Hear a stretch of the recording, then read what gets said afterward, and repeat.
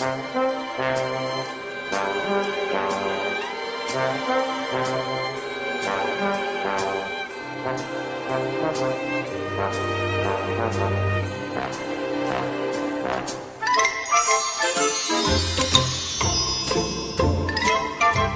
guys, and today's video we're making electricity without batteries. And this experiment's called It's About Time. So we have some brass and zinc wires. Yeah. So the clock's not working now, is it?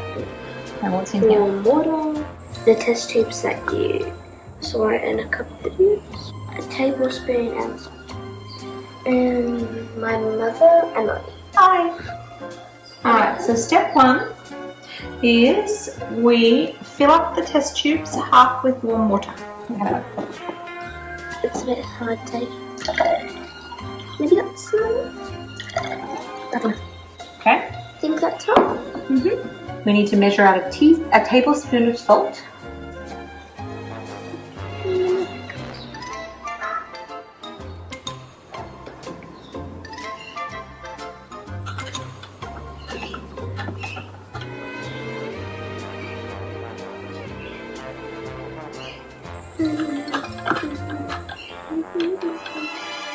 Okay, so we need to get the red wire that's attached to the clock.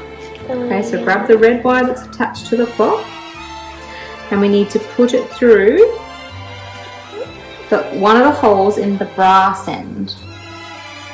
Great. Okay, and then we need to twist it together. So I might do that.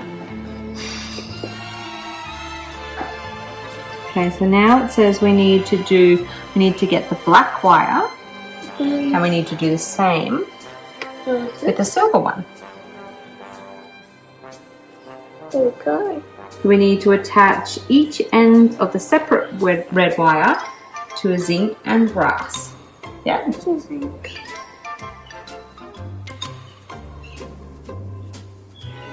So now it says we need to lay out the electrodes so that we have 2 pairs of brass and zinc. Okay, so do we have 2 pairs, Elly? Yeah. Yeah. Okay. Alright, so we need to join each of these pairs together with the tack. Like this? So now we need to put one pair in one test tube, the other pair in the other test tube. So I put this in. Yep. Like this? It worked! Run away. And should we set the time? Yes, I set the time. Look, we've got a timer. There we go. A timer for what? Look, we've created a clock with the timer. Yeah. So the electricity is coming from in here. Now we just made our own electricity. Yeah, so it's a chemical reaction on the brass and zinc electrodes. Causes electric current to flow through the wires and power the clock. The wires form an electric circuit. Yeah, I mean it won't last forever. It will eventually run out of electricity. Cool. So that was a successful experiment. You got a clock to power up Yep. without a battery. See you next time.